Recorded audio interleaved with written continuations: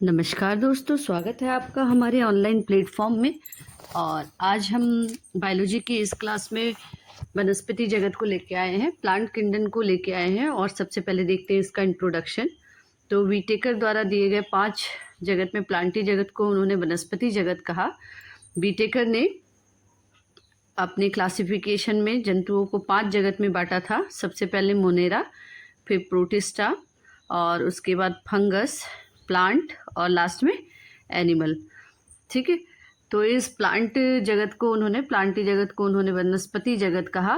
और इसमें हम अध्ययन करेंगे ब्रायोफाइट्स का, सबसे पहले एल्गी यानी कि शैवाल का, फिर हम ब्रायोफाइट्स का, फिर उसके बाद टेरिडोफाइट, अनावर्तबीजी जिम्नोस्पर्म और आवर्तबीजी एंजियोस्पर्म को देखेंगे। तो देखते हैं इस अध्याय में प्लांटी के अंतर्गत शैवाल, ब्रायोफाइट्स, टेरिडोफाइट्स, अनावर्तबीजी तथा आवर्तबीजी का अध्ययन करेंगे।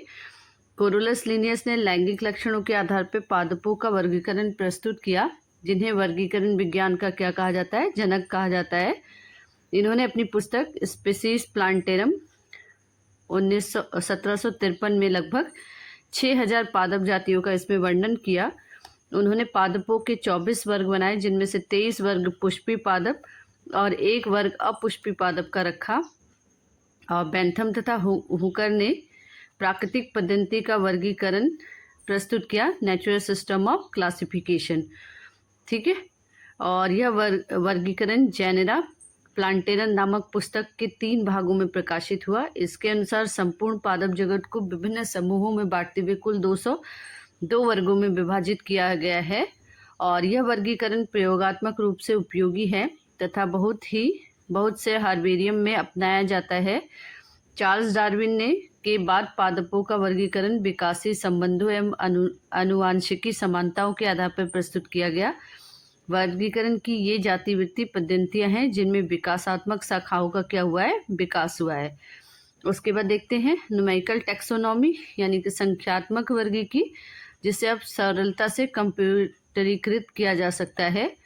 और संख्यात्मक वर्गीकी में हम क्या करते हैं कि आसानी से कंप्यूटर में जीवों का क्या करते हैं, डेटा बना लेते हैं। इजीली उन्हें हम काउंट कर सकते हैं, यानी कि उन्हें हम क्या कर सकते हैं, कंप्यूटरीकृत, उनका पूरा डेटा हम फाइंड कर सकते हैं ऑनलाइन या ऑफलाइन कंप्यूटर में। तो आज के समय में वर्गीकीविद टैक्सोनॉमिस्ट भ्रांतियों को दूर करने के लिए कोशिका वर्गीकी के कोशिका विज्ञानी सूचनाओं जैसे गुणसूत्र की संख्या, संरचना, व्यवहार तथा रसायन वर्गीकी के रसायन कारकों का क्या करते हैं, इसमें उपयोग करते हैं। तो वर्गीकरण में हम सबसे पहले देखेंगे शैवाल।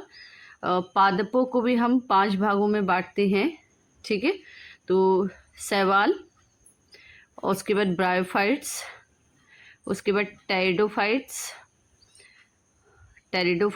फिर हम पढ़ते हैं जिम्नोस्पर्म को, और फिर लास्ट में एंजियोस्पर्म को।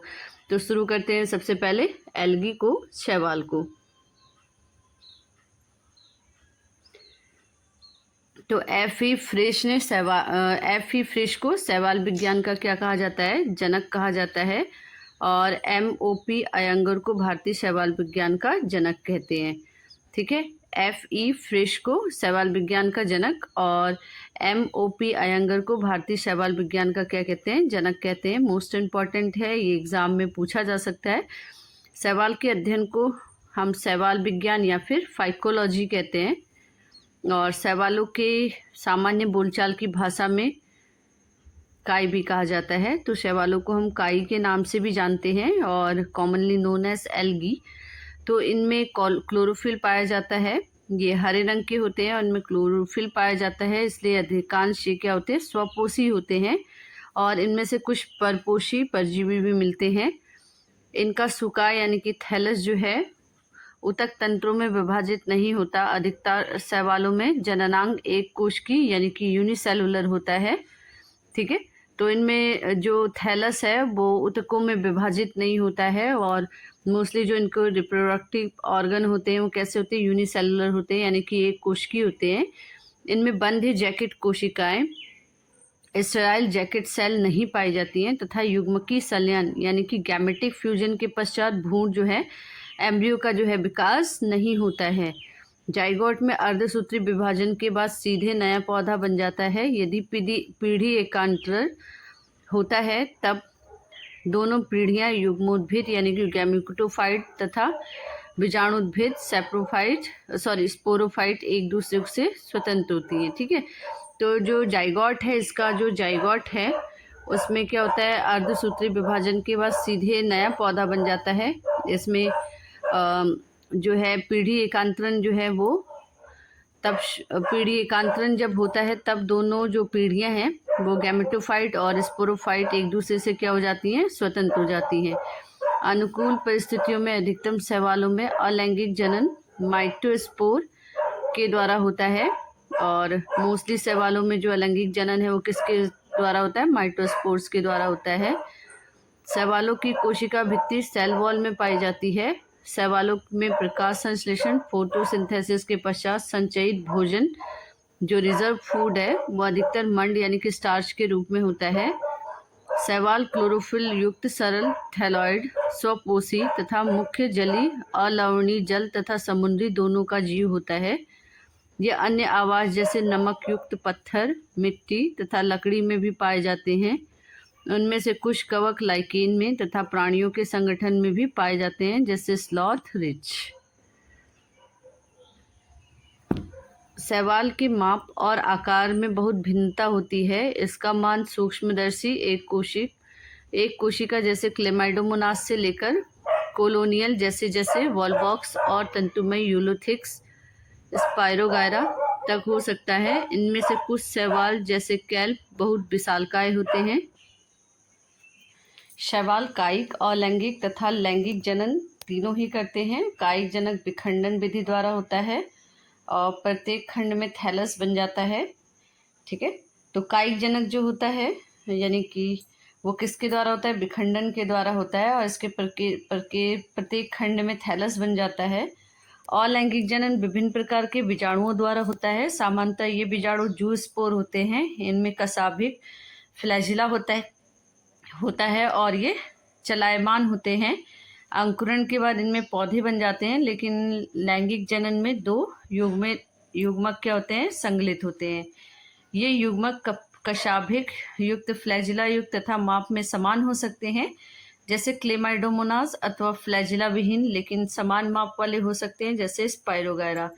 ठीक है, तो युग्मक के कशाभिक यानी कि फ्लैजिला युक्त हो सकते हैं जो माप में कैसे हो, समान हो। फॉर एग्जाम्पल के लिए क्लेमाइडोमोनास। और कुछ जो होते हैं फ्लैजिला विहीन होते हैं लेकिन माप में क्या हो सकते हैं, वो समान हो सकते हैं, जैसे स्पाइरोगायरा। ऐसे जनन को समयुग्मकी कहते हैं। ठीक है, ऐसे जनन को हम क्या कहेंगे, समयुग्मकी जनन कहते हैं। जब विभिन्न माप दो युग्मक संगलित होते हैं तो उसे समयुग्मकी कहते हैं। जैसे क्लेमाइडोमोनास की कुछ स्पेसीज विषमयुग्मकी। लैंगिक जनन में एक बड़े अचल स्थैनिक मादा युग्मक से छोटा चलायमान नर युग्मक सम्मिलित होता है, जैसे बॉलबॉक्स और फ्यूक्स। मनुष्य के लिए शैवाल बहुत उपयोगी है। पृथ्वी पर प्रकाश संश्लेषण के दौरान कुल स्थिरीकृत कार्बन डाइऑक्साइड का लगभग आधा भाग शैवाल स्थिर करते हैं। शैवाल अपने आसपास के पर्यावरण में घुलित ऑक्सीजन का स्तर बढ़ा देते हैं। ठीक है, तो शैवाल जो है अपने आसपास के पर्यावरण में जो है ऑक्सीजन स्तर को क्या कर देते हैं, ये बढ़ा देते हैं। ये ऊर्जा की प्राथमिक उत्पादन होने के कारण बहुत महत्वपूर्ण, क्योंकि ये जलीय प्राणियों के खाद्य चक्रों का आधार हैं। पोरफायरा, लेमिनेरिया और सार्गेसम की बहुत से स्पीसीज प्रजातियां, जो समुद्र में 70 स्पीसीज प्रजातियों में से है, भोजन के रूप में उपयोग की जाती है। कुछ समुद्री भूरे तथा लाल शैवालों का बहुत अधिक कैरागीन लाल शैवाल का उत्पादन करते हैं, जिनका व्यावसायिक उपयोग होता है। जिलेडियम और ग्रेसिलेरिया में एगर प्राप्त होता है और इसका उपयोग सूक्ष्म जीवियों के संवर्धन में तथा आइसक्रीम और जेली बनाने में किया जाता है। क्लोरेला तथा स्पिरुलाइना एक कोशिका सेल हैं, कोलेरा और स्पुलिना एक कोशी सेल है। इनमें प्रोटीन प्रचुर मात्रा में होता है, यहाँ तक कि इनका उपयोग अंतरिक्ष यात्री भोजन के रूप में करते हैं। शैवाल को हम प्रमुख 3 भागों में बांटते हैं, क्लोरोफाइसी, फ्यूसफाइसी और रोडोफाइसी। तो पहले हम इनके फीचर्स को देख लेते हैं। तो देखिए शैवाल के डिवीजन अनुभाग तथा उनके प्रमुख अभिलक्षण में सबसे पहले हम डिवीजन देख लेते हैं। क्लोरोफाइसी, फियोफाइसी और रोडोफाइसी। इनका सामान्य नाम है क्लोरोफाइसी का हरा शैवाल, फियोफाइसी का भूरे शैवाल और रोडोफाइसी का लाल शैवाल। और इनके प्रमुख वर्णक हो जाएंगे। क्लोरोफाइसी में क्लोरोफिल ए और बी, और इनका जो संचित भोजन है वो स्टार्च के रूप में है। कोशिका भित्ति में सेलुलोज की होती है, यानी कि सेलुलोज जो है इसमें सेलुलोज में कोशिका भित्ति सेलुलोज की बनी होती है। फ्लैजिला की संख्या तथा उनकी निवेशन की स्थिति 2 से 8 सामान्य शीर्ष पर, और इनका आवास जो है ये कहाँ कहाँ पाए जाते हैं, तो अलवण जल में, लवणीय जल में और खारे जल में, सभी जगह पे ये पाए जाते हैं। फियोफाइसी भूरी शैवाल है। क्लोरोफिल ए, सी और फ्यूकोजेंथिन इसमें पाया जाता है। इनका संचित भोजन जो है वो मैनिटोल, लेमिनेरिन है। और कोशिका भित्ति इनकी सेलुलोज प्लस एल्जीन की बनी होती है। और फ्लैजिला की संख्या है 2, असमान और पार्श्वी। और ये भी अलवणीय होते हैं, बहुत कम खारे पानी में और लवणी जल में पाए जाते हैं। फिर उसके बाद आता है रोडोफाइसी यानी कि लाल शैवाल। इसमें क्लोरोफिल ए, डी और फाइको एरिथ्रिन मिलता है। और फ्लोरिडियन स्टार्च के रूप में संचित भोजन रहता है इसमें। और कोशिका भित्ति सेलुलोज की बनी होती है। और फ्लैजिला की संख्या तथा उनके निवेशन की स्थिति अनुपस्थित होती है। और ये भी अलवणीय होते हैं, कुछ खारे जल में और लवणी जल में अधिकांश मिलते हैं। ठीक है, तो सबसे इनको हमने स्पेशल फीचर्स को देखा। अब हम देखते हैं एक एक करके इनको, शैवालों के प्रकार को। तो सबसे पहले आता है क्लोरोफाइसी। क्लोरोफाइसी के सदस्य को प्राय हरा शैवाल कहा जाता है। तो शैवाल के वर्गीकरण में हम देखते हैं सबसे पहले क्लोरोफाइसी को। तो क्लोरोफाइसी के सदस्य जो होते हैं प्राय हरे शैवाल होते हैं, और हरे शैवालों को हम क्लोरोफाइसी के अंतर्गत रखते हैं। और ये एक कोशिकीय होते हैं, कॉलोनीमय होते हैं अथवा तंतुमयी भी हो सकते हैं। ठीक है, ये कॉलोनी के रूप में रहते हैं ऐसे, और तंतुमयी होते हैं। क्लोरोफिल ए और बी के प्रभावी होने के कारण इनका रंग जो है हरी घास की तरह होता है। और वर्णक जो होते हैं सुस्पष्ट क्लोरोप्लास्ट में रहते हैं। क्लोरोप्लास्ट डिस्क प्लेट की तरह जालिकाकार, कप के आकार, सर्पिलाकार अथवा रिबन के आकार के हो सकते हैं। और इनके अधिकांश सदस्यों में क्लोरोप्लास्ट में से एक अथवा एक से अधिक पायरिनॉइड्स होते हैं, और ये पायरिनॉइड स्टार्च होते हैं। कुछ शैवाल जैसे तेल बुंदक के रूप में भोजन संचित करते हैं। हरे शैवाल में प्राय एक कठोर कोशिका भित्ति होती है, जिसकी भीतरी सतह सेलुलोज की तथा बाहरी सतह पेक्टोस की बनी होती है। कायिक जनक प्रायः तंतु के टूटने से अथवा विभिन्न प्रकार के बीजाणु स्पोर के बनने से होता है। तो इनमें क्लोरोफाइसी में कायिक जनन पाया जाता है, और ये कायिक जनन जो होते हैं, जो इनके तंतु हैं, जो फाइबर हैं, वो टूट जाते हैं, और टूटने से या फिर जो बीजाणु हैं, स्पोर जो हैं, उनके बिखरने से होता है। अलैंगिक जनन फ्लैजिला युक्त जूस्पोर होते हैं, और जूस्पोरेंजिया चल बीजाणुधानी में बनते हैं। और लैंगिक जनन में लैंगिक कोशिकाओं के बनने से बहुत सी भिन्नता दिखाई पड़ती हैं। और ये कैसे होते हैं? समयुग्मकी होते हैं, असमयुग्मकी होते हैं अथवा विषम युग्मकी हो सकते हैं। इनके सामान्य सदस्य क्लेमाइडोमोनास, बॉलबॉक्स और यूलोथिक्स, स्पायरोगैरा और कैरा हैं। ठीक है, तो देखिए ये हरी शैवाल हो गए। तो सबसे पहले बॉलबॉक्स, ये बॉलबॉक्स है, ये स्पायरोगायरा है। ठीक है, और उसके बाद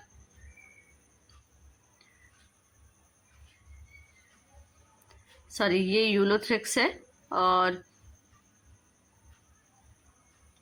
फिर आ जाएंगे भूरी शैवाल, ये हैं। ठीक है, भूरी शैवाल में लेमिनेरिया और फ्यूकस और डिक्सटाइयोटा है। और लाल शैवाल में पोरफायरा और पॉलीसाइफोनिया है। उसके बाद आते हैं फियोफाइसी। तो फ्यूओफाइसी में भूरी शैवाल आते हैं, और भूरी शैवाल में देखिए लैमिनेरिया और फ्यूकस, ठीक है, लैमिनेरिया और फ्यूकस, तो ये भूरी शैवाल है। और मुख्यतः इनका आवास जो है समुद्री होता है, ये पूरी तरह से मराइन होते हैं, समुद्री पानी में मिलते हैं ये, और उनके माप तथा आकार में बहुत भिन्नताएं होती हैं। ये सरल शाखित तंतुमय एक्टोकार्पस से लेकर सघन शाखित जैसे कैल्प तक हो सकते हैं। कैल्प की ऊंचाई 100 मीटर तक हो सकती है।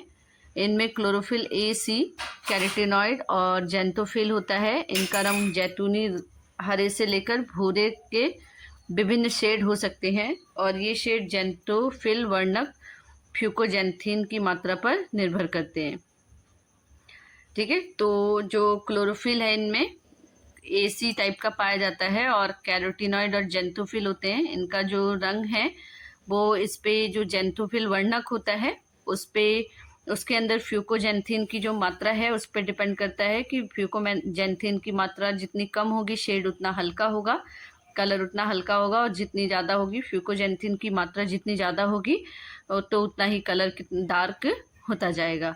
इनमें जटिल कार्बोहाइड्रेट के रूप में भोजन संचित होता है, और यह भोजन लैमिनेरिन तथा मैनिटोल के रूप में हो सकता है। कायिक कोशिका में सेलुलोज की बनी होती कोशिका भित्ति होती है, जिसके बाहर की ओर एल्जीन का जेलेटिन स्तर होता है। प्रोटोप्लाज्म में लवक के अतिरिक्त केंद्र में राजधानी और केंद्रक होते हैं। पौधा प्राय संलग्नक द्वारा आधा स्तर सब स्ट्रेटम से जुड़ा रहता है, और इनमें एक वृंत तथा पानी की तरह का प्रकांड संश्लेषी अंग होता है।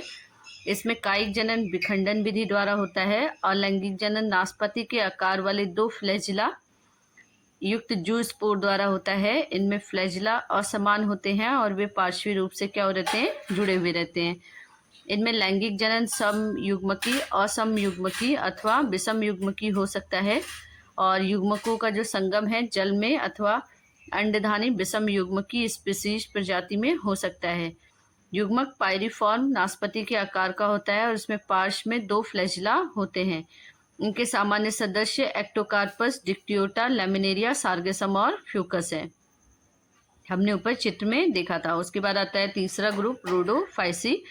तो रोडोफाइसी के अंतर्गत लाल शैवाल आते हैं, और इनका लाल रंग लाल वर्णक R-फाइकोएरिथ्रिन के कारण होता है, और अधिकांश लाल शैवाल समुद्र में पाए जाते हैं, और इनकी बहुलता समुद्र के गर्म क्षेत्र में अधिक होती है। ये पानी की सतह पर, जहाँ समुद्र की गहराई में भी और अधिक प्रकाश कम होता है, वहाँ पाए जाते हैं। लाल शैवाल का लाल थैलस अधिकांश बहुकोशिकीय होता है, और इनमें कुश की संरचना बड़ी जटिल होती है। और जो भोजन होता है वो फ्लोरिडियन स्टार्च के रूप में होता है, फ्लोरिडियन स्टार्च के रूप में संचित रहता है, और स्टार्च की रचना एमाइलोप्रोटीन तथा ग्लाइकोजन की तरह होती है। इनमें कायिक जनन विखंडन, अलैंगिक जनन अचल स्पोर, और बीजाणु तथा लैंगिक जनन अचल युग्मकों द्वारा होता है। लैंगिक जनन विषम युग्मकी होता है, उदाहरण के लिए पॉलीसाइफनोनिया, ग्लेसिडेलिया, पोरफायरा तथा जिलेडियम।